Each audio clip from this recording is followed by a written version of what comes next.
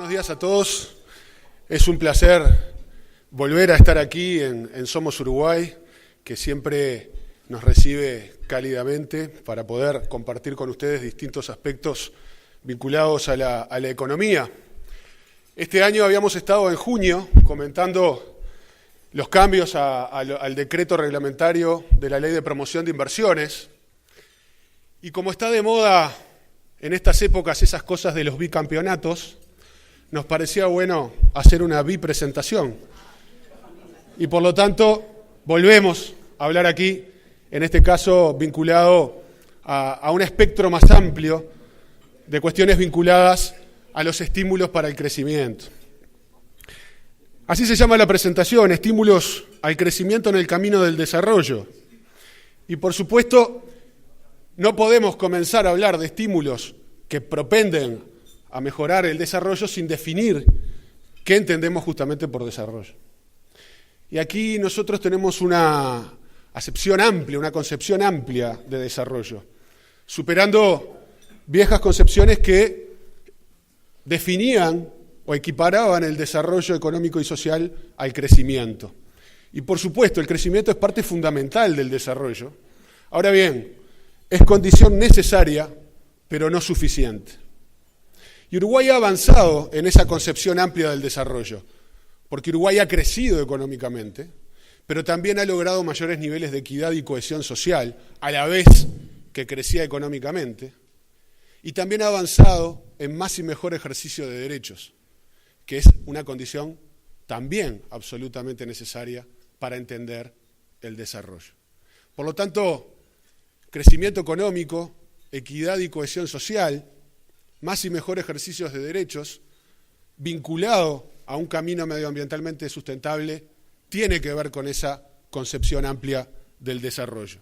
Y Uruguay, en esta línea, ha avanzado construyendo fortalezas institucionales, con orden macroeconómico y fiscal, y mejorando, sobre todo y fundamentalmente, este es el objetivo final, la calidad de vida de la gente.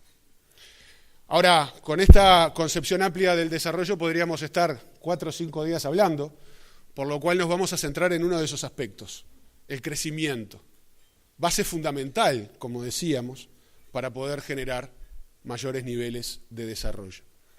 Porque es cierto que las sociedades más equitativas, con mayores niveles de cohesión social, son las que permiten un crecimiento duradero y sostenido a lo largo del tiempo. Pero también es cierto que sin un crecimiento duradero y sostenido se vuelve no sustentable la equidad y la cohesión social a lo largo del tiempo. Por lo tanto, partiendo de esa relevancia del crecimiento, nos vamos a centrar en algunos aspectos, queridos amigos, en la charla de hoy. Aquí vemos en esta gráfica distintos periodos de crecimiento del Uruguay. El periodo de crecimiento actual, que comenzó en el último trimestre del año 2003, es el periodo más largo y potente de crecimiento de la historia económica contemporánea del Uruguay. Allí lo vemos, en la gráfica azul más oscura se nota claramente. Es el periodo más largo de crecimiento en nuestra historia económica. Y un rasgo distintivo de ese crecimiento, algo que explica claramente los fundamentos de ese crecimiento, está vinculado a los niveles de inversión, tanto local como extranjera. En la segunda mitad del siglo XX, y aquí es bueno tomar periodos largos para comparar, el promedio de crecimiento histórico del Uruguay se ubicaba en aproximadamente 13-14 puntos del PIB. Ahí vemos un periodo entre el 85 y el 2006, esa tasa subió a algo más, al entorno del 15%, y en los últimos años el promedio estuvo algo por encima de 20%. Es decir, hay una explicación clara de los fundamentos vinculados a la inversión. Y otro dato, la inversión extranjera directa pasó de un promedio del 1% del PIB a aproximadamente un 5% del PIB. Por lo tanto, mantener altos niveles de inversión productiva, tanto de bienes como de servicios, se vuelve fundamental para poder perpetuar y potenciar el crecimiento en el mediano y largo plazo. Y con ese crecimiento junto con el resto de las políticas públicas, con esa acepción amplia de desarrollo, podemos ir logrando estos resultados. Aquí vemos cómo hemos mejorado en el índice de desarrollo humano, lo que se ve a la izquierda de la lámina. Año tras año, Uruguay ha ido mejorando en el índice de desarrollo humano, a la vez que, como vemos en la gráfica derecha, ha ido reduciendo de manera notable y significativa la pobreza y ha mejorado la distribución de la riqueza. Vemos en la gráfica de abajo la evolución del índice de Gini, que mide la desigualdad. Cuanto más bajo el índice, menor el nivel de desigualdad. Ahora bien, es importante también tener claro qué cosas debemos ajustar, qué perillitas debemos de tocar para entender qué cuestiones son necesarias de corregir para poder perpetuar ese ciclo virtuoso de la economía uruguaya. Y es por eso que hay que atender los problemas que se presentan. Hoy, la generación de empleo, claramente, es uno de los puntos principales de preocupación y de ocupación del gobierno. Y esto parte de un diagnóstico del mercado de trabajo. Aquí vemos cómo en los últimos 2 años la tasa de empleo en Uruguay cayó. Hemos perdido en los últimos 2 años aproximadamente unos 45.000 puestos de trabajo, aproximadamente la mitad vinculados al rubro de la construcción. Y vemos cómo los cotizantes al Banco de Previsión Social se han estabilizado, o sea, luego de un explosivo crecimiento, se ha producido allí una meseta.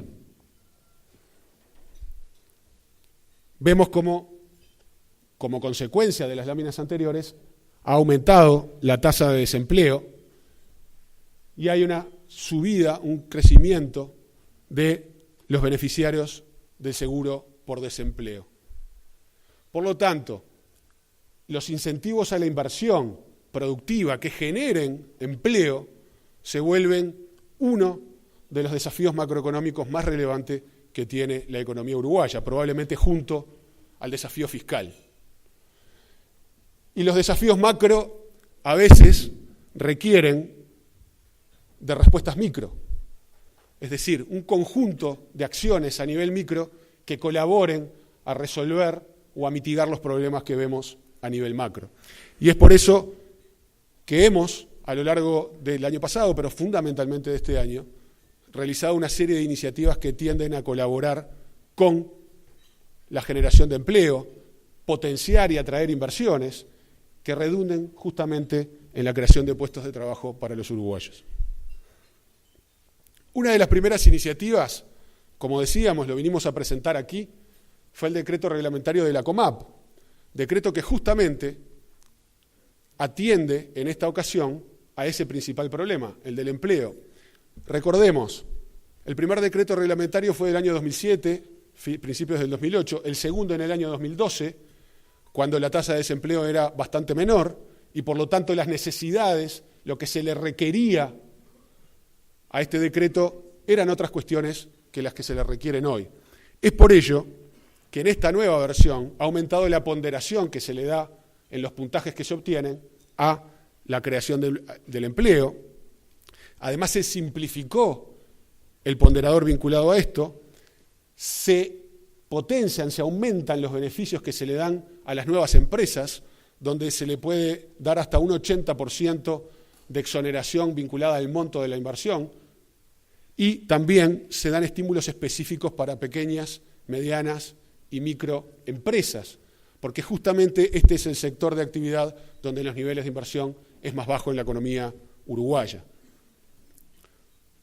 Decíamos, también vinculado a la COMAP, que la mitad de los puestos de trabajo están vinculados a la industria de la construcción, y es por eso que el Poder Ejecutivo, a fines del año 2016, emitió un decreto vinculado a las obras de gran dimensión económica. Estamos hablando de obras que superaran en ese momento los 15 millones de dólares, obras de vivienda o para edificios de oficinas. Y ese decreto fue extendido en su plazo, que vencía a fines del 17, hasta fines del año 2018. Allí también se permite presentar a la COMAP proyectos de inversión vinculados a la construcción justamente de edificios de gran dimensión, que son los que mueven la aguja en términos de la generación de empleo.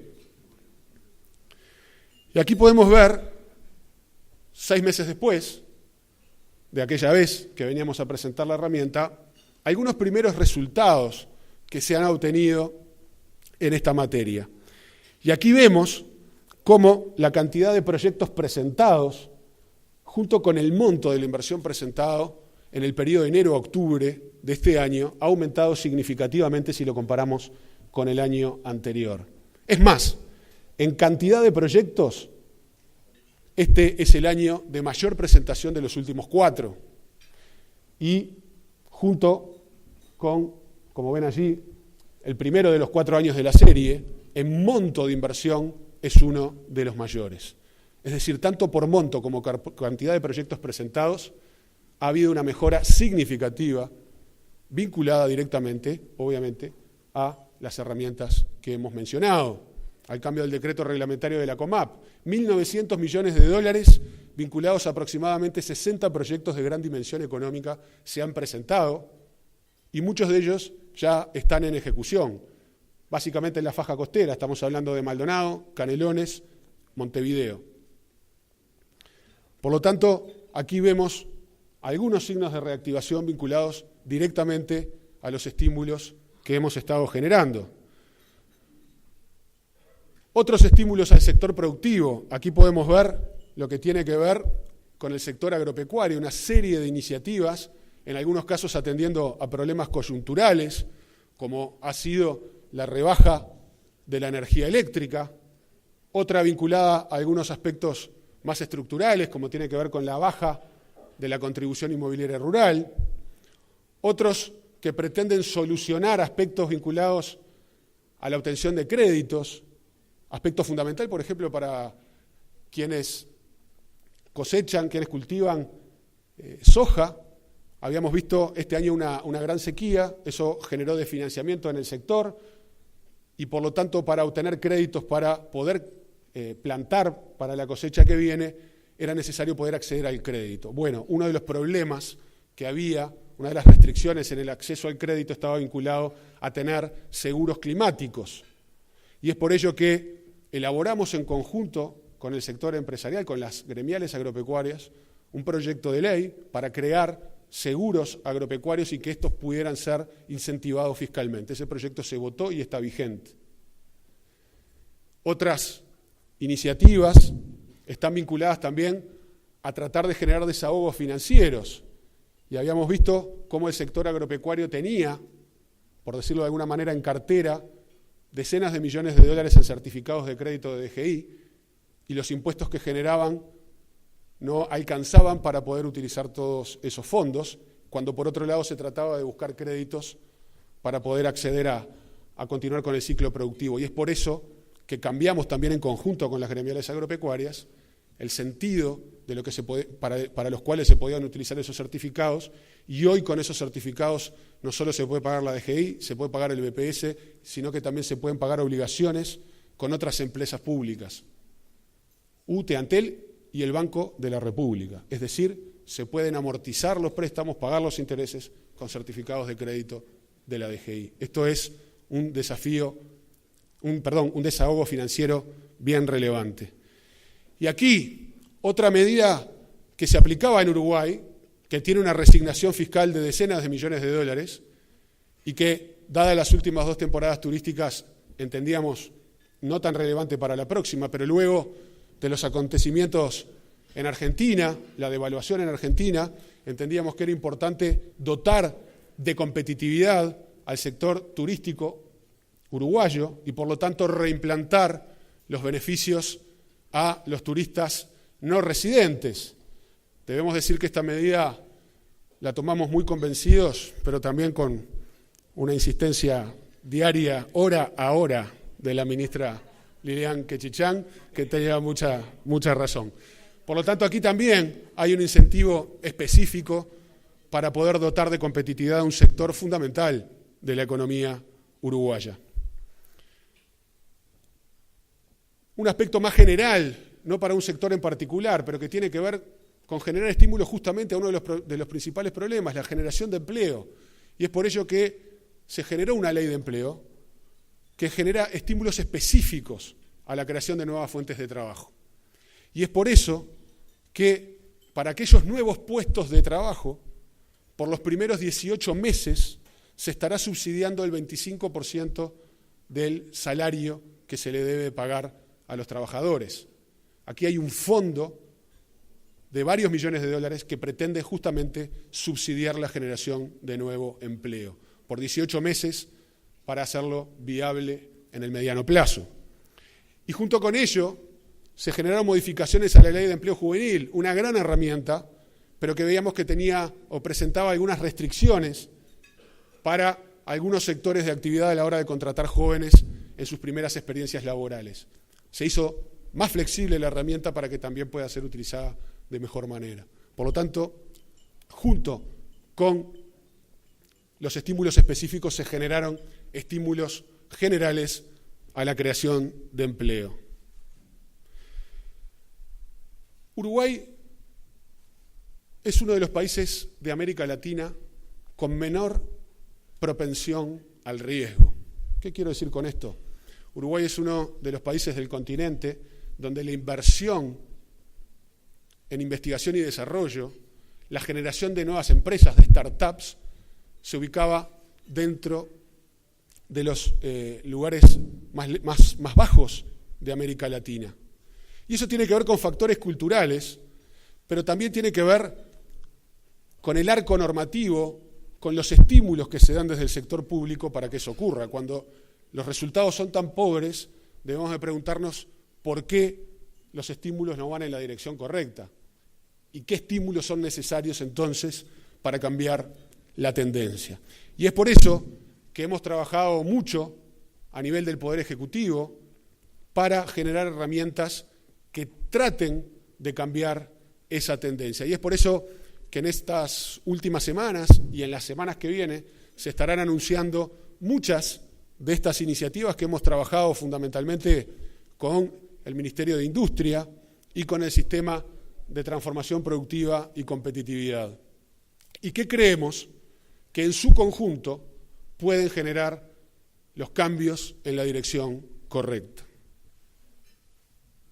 Permiso.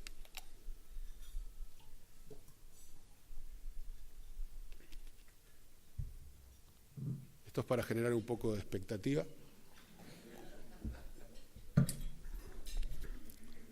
Bien, en primer lugar, queridos amigos, no estamos en una época de cambios, estamos en un cambio de época. Y esto no es solamente un juego de palabras.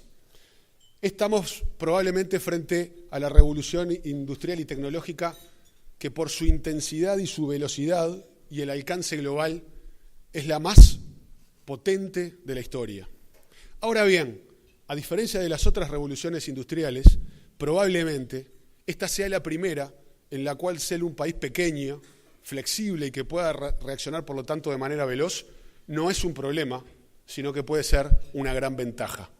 Pero eso solo ocurrirá si nos preparamos de la manera adecuada. Y esta revolución digital implica cambiar las formas de comerciar, de comprar, de vender, pero también de relacionarnos, de comunicarnos, de integrarnos social y culturalmente. Y los cambios lo hacen los privados. La riqueza la genera el sector privado, pero desde el sector público tenemos que generar las condiciones para que eso ocurra de la mejor manera posible. Y es por eso que nos tenemos que plantear un país 100% digital. No podemos simplemente acompañar la ola. No podemos correr de atrás los cambios. Tenemos que ponernos al frente, tenemos que innovar, tenemos que cambiar, tenemos que acelerar los cambios para aprovechar las ventanas de oportunidad que se generan. Mis abuelos hablaban de la Suiza de América. A mí, queridos amigos, me gusta hablar de la Estonia de América.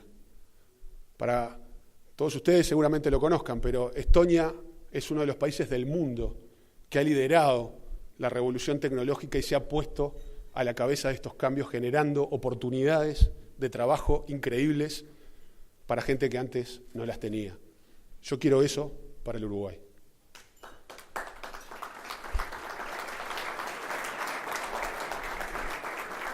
Y esto ha llevado a que se haya puesto una enorme apuesta, se haya hecho una enorme apuesta para que esto ocurra. Y es por eso que Uruguay es el primer país de América Latina en cuanto a gobierno electrónico. Es el primero en la región en cuanto a desarrollo digital. Uruguay entró en el D7, el club de los 7 países más desarrollados tecnológicamente. Ahí dice 9 porque ahora es el D9, se agregaron 2 más. Y Uruguay hoy preside ese D9. Y un dato interesante, déjenme pasar un reclame de las cosas que a mí, por deformación personal, más me gustan. La misma semana que Uruguay asumía la presidencia del D9, aquí en Uruguay se desarrollaba el Foro Global de la OCDE, el evento tributario y fiscal más importante del mundo. Uruguay generaba ese evento en Uruguay, por primera vez en América Latina desde su creación, y asumía la presidencia del D9. Eso también es inserción internacional de calidad. Una nación digital tiene que ver con tener, como decíamos, un gobierno 100% electrónico y digital. Hoy el 100% de los trámites se pueden iniciar digitalmente. Y la meta es que para fin del 2020 todos los trámites no solamente se puedan iniciar, sino que se puedan continuar, finalizar y pagar por medios digitales. Esto es ahorro de tiempo para los ciudadanos, pero también es reducción de costos para las empresas. Y en cuanto a los aspectos económicos también hemos avanzado, no solo en tener el 100% de nuestro ganado trazado digitalmente, sino también con la inclusión financiera, con la factura electrónica, que como veremos más adelante ha colaborado como una de las herramientas para reducir los costos de cumplimiento en materia fiscal en nuestro país. Por lo tanto, la apoyatura en la revolución digital nos puede permitir dar saltos de calidad como los que hemos mencionado. Decíamos, es necesario generar un clima adecuado para que el ecosistema emprendedor pueda desarrollarse, pueda potenciarse, porque tenemos que atender a la sociedad en su conjunto, a los más humildes, a los que trabajan y viven de su salario, sin dudas, y esa es la preocupación fundamental de los gobiernos del Frente Amplio.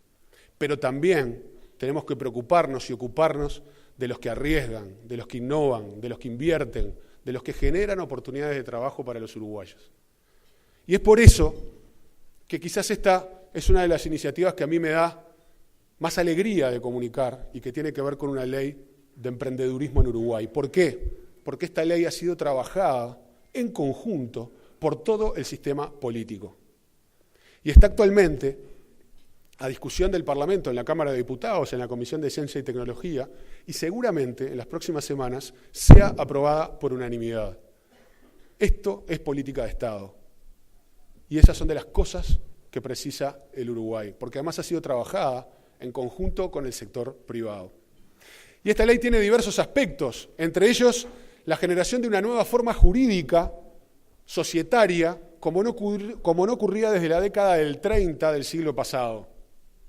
Se están creando las sociedades anónimas simplificadas, que es una nueva especie de sociedad anónima con mayores flexibilidades a la hora de incorporar o de retirar socios, entre otras cosas, lo cual dotará de mucha más flexibilidad a los emprendedores a la hora de captar capital, que es generalmente una de las restricciones para que las buenas ideas prosperen y maduren en el mediano y largo plazo. Por lo tanto, esta nueva forma jurídica va a colaborar para que eso ocurra. También se están generando incentivos para la utilización de plataformas tecnológicas para el crowdfunding, para poder acceder a nuevas formas de financiamiento que no vayan por los carriles tradicionales. También allí se ha trabajado y está esto incorporado en el proyecto de ley. Pero también, y un aspecto bien interesante, se estará estimulando al capital ángel, a los fondos semilla, para que justamente prosperen los emprendimientos. Y para ello se estarán dando estímulos fiscales para que empresas maduras, ya en funcionamiento, con rentabilidad, puedan invertir en empresas que están arrancando, en startups, y que ese gasto, esa inversión que se realiza en las startups pueda ser considerado un gasto fiscalmente deducible en la empresa madura. Esto junto con algo que ya hicimos hace algunos meses y que permite que quienes inviertan como personas físicas en una startup vinculada a la innovación, si esa empresa tiene rentabilidad, los retiros de utilidades en los primeros 5 años estén exonerados de IRPF. Por lo tanto, hay estímulos claros para que tanto personas físicas como personas jurídicas inviertan en startups, en el sistema innovador uruguayo. Por lo tanto, esperamos realmente con mucha ansiedad que este proyecto en las próximas semanas se transforme definitivamente en una ley. Decíamos, Uruguay invierte poco en el sector privado, un 0,07 del PIB en investigación y desarrollo.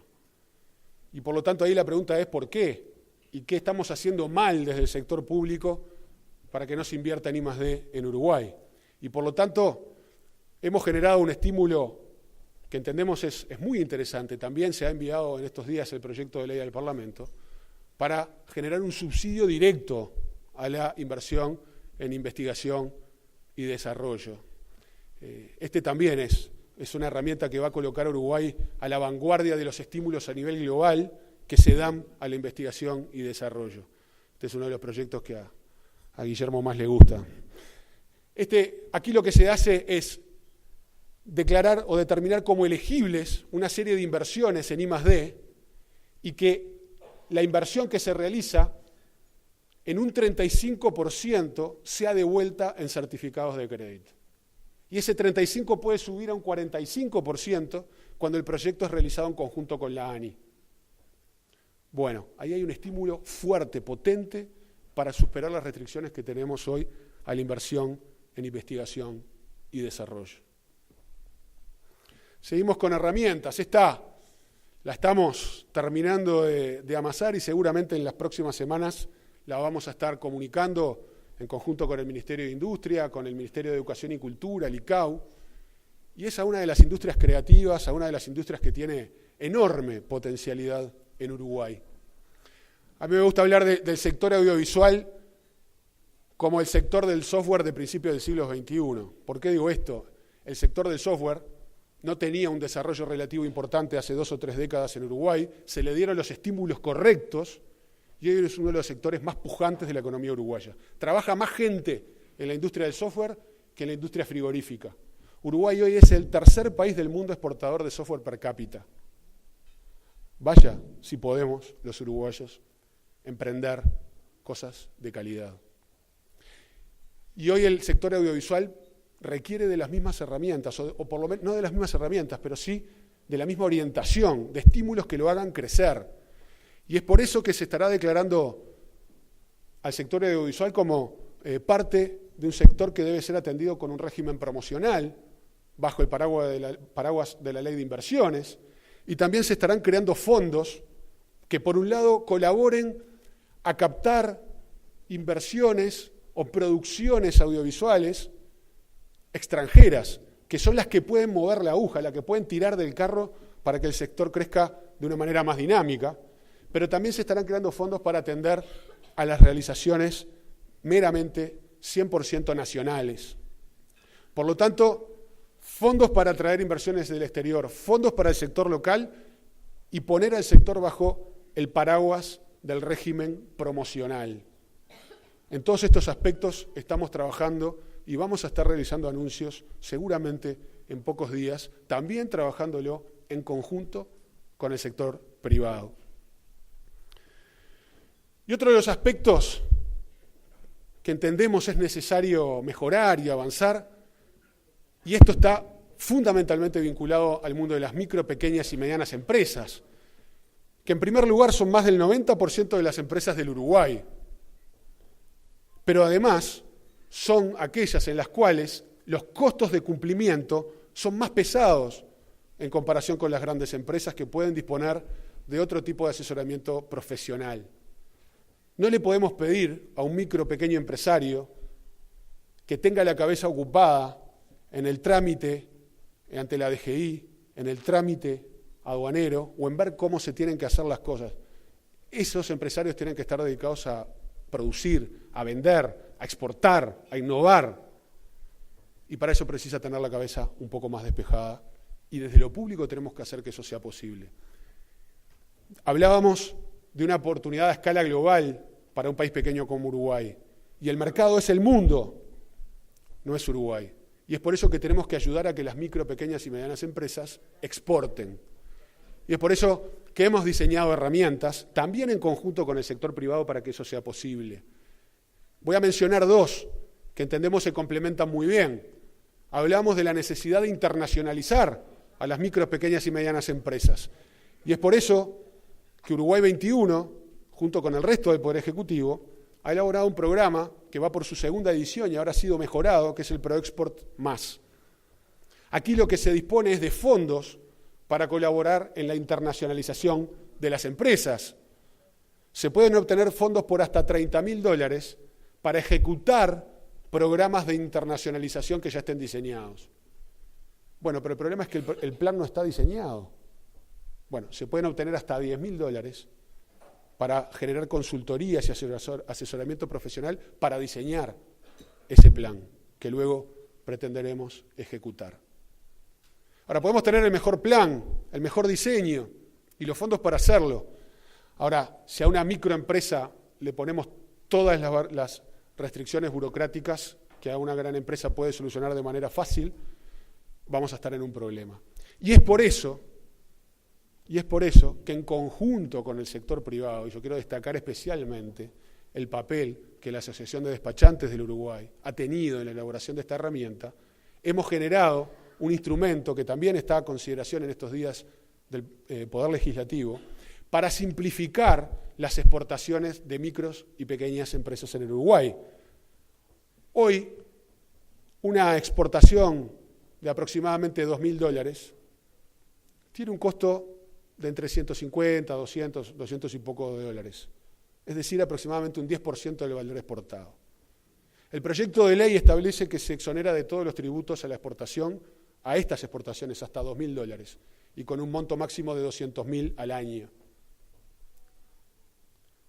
Pero además, en el convenio con la Asociación de Despachantes se establece que por estas exportaciones se cobrará un arancel de $10. Es decir, estamos bajando de 200 a $10 el costo para una exportación inferior a $2.000. Eso es colaborar para que las micros y pequeñas empresas se internacionalicen.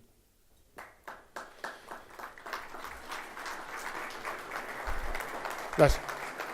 Pero no solo podemos hablar bien de la aduana y de los despachantes, déjenme pasar un reclame de donde tengo el corazoncito, que es la DGI. También hemos generado estímulos para que la liquidación de impuestos sea más sencilla. Masificamos la factura electrónica y eso se puede empezar a ver ahora los beneficios que tiene esta herramienta. Las pequeñas empresas, y hemos establecido o estamos estableciendo un régimen para las empresas que facturan menos de 4 millones de unidades indexadas al año, unos 12 millones de pesos, es decir, aproximadamente $1 millón mensual, para que tengan un régimen simplificado de impuesto al patrimonio. ¿Y por qué esto puede ser tan importante? Bueno, porque estas empresas ya tributan IVA, que es un porcentaje sobre las ventas. El IRAE lo tributan como un porcentaje también sobre las ventas en un régimen ficto, simplificado, pero tenían el problema de la liquidación real del impuesto al patrimonio. Entonces, lo que estamos generando es un esquema para que el impuesto al patrimonio también sea liquidado fictamente como un porcentaje sobre las ventas.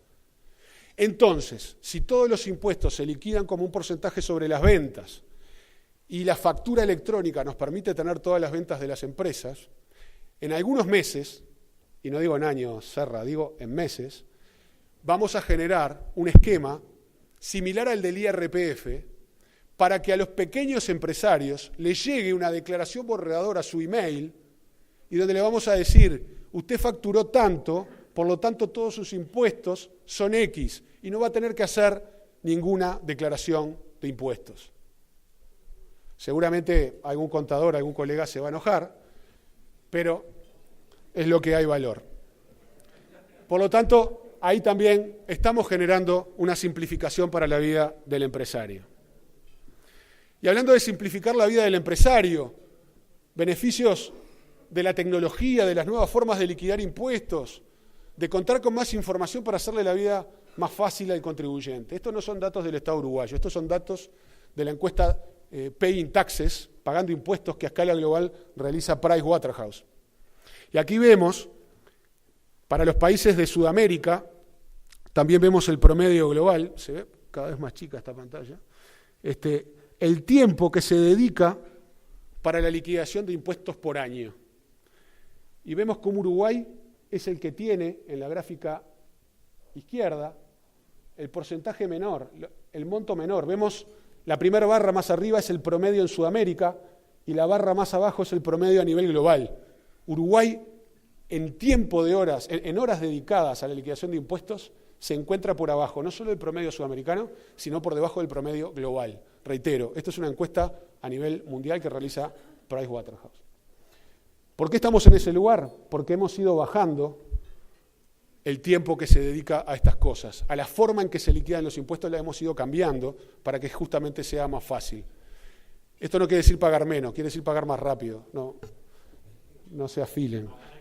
Pagar hay que pagar. Y aquí vemos también cómo, cambiando la forma de liquidar impuestos, la cantidad de pagos anuales ha ido bajando. Justamente porque se han ido simplificando, se han ido unificando declaraciones para que el tiempo insumido en estas cosas sea menor, para que el tiempo lo podamos dedicar a lo que realmente genera riqueza, a lo que agrega valor. Queridos amigos, queríamos mostrarles algunas de las herramientas que hemos ido generando para que esto sea posible, para que sea posible contribuir a la generación de empleo. Estamos muy preocupados por continuar en la senda del desarrollo, que tiene que ver con el crecimiento, pero también tiene que ver con los mayores niveles de equidad y cohesión social. Y eso requiere de una distribución más equitativa de la riqueza. Ahora, la política redistributiva más potente que puede contar una sociedad es la generación de empleo de calidad y, por lo tanto, bien remunerado. Es por eso que todas estas iniciativas tienen en el centro al empleo. Y esa senda del desarrollo lo que pretende es que Uruguay siga estando en esta grafiquita que resume todo, que Uruguay siga estando arriba y en el eje derecho. Aquí lo que vemos en el eje vertical es el nivel de ingresos per cápita. Uruguay tiene el ingreso per cápita más alto de América Latina. Pero a su vez se ubica en el eje derecho como el país que está más a la derecha, que es el que mide la desigualdad. Cuanto más lejos del inicio, menor es la desigualdad. Y Uruguay se ubica allá arriba porque es el país que tiene el ingreso per cápita más alto del continente, pero a su vez es el que distribuye mejor el ingreso. No solo tenemos que crecer, no solo tenemos que generar prosperidad, sino que la prosperidad tiene necesariamente que ser compartida. Y estas políticas a nivel nacional, políticas micro, pero a nivel macro, se complementan con el desarrollo a nivel local, a nivel territorial. Y es por eso que estas cuestiones tienen que ser complementadas con las inversiones en infraestructura a nivel local, a nivel municipal. No solo inversión a nivel infraestructural, sino inversión en cultura, en integración social. Y por eso también estamos muy contentos con los avances que se han hecho desde el Poder Ejecutivo en el intercambio con las intendencias y en particular lo que en estas áreas se ha trabajado en Montevideo, para generar mejor infraestructura, para disfrutar entre todos la prosperidad. No alcanza con crecimiento si en el lugar a donde vivimos esto no se refleja. Déjenme poner un ejemplo. Pongamos a alguien que vive cerca de donde viví casi toda mi vida, General Flores y Martín García, alguien que en la crisis del 2012 estaba desempleado y que consiguió trabajo y prosperó y sigue viviendo ahí. ¿No sería lo mismo la posibilidad de disfrutar de ese crecimiento viviendo ahí si no le hubieran puesto el MAM a una cuadra? Eso es integración, eso es calidad de vida. La prosperidad en sociedades fracturadas se disfruta en guetos. La prosperidad en sociedades abiertas, en sociedades integradas, la disfrutamos entre todos. Y pucha, que así es mucho más lindo. Muchas gracias.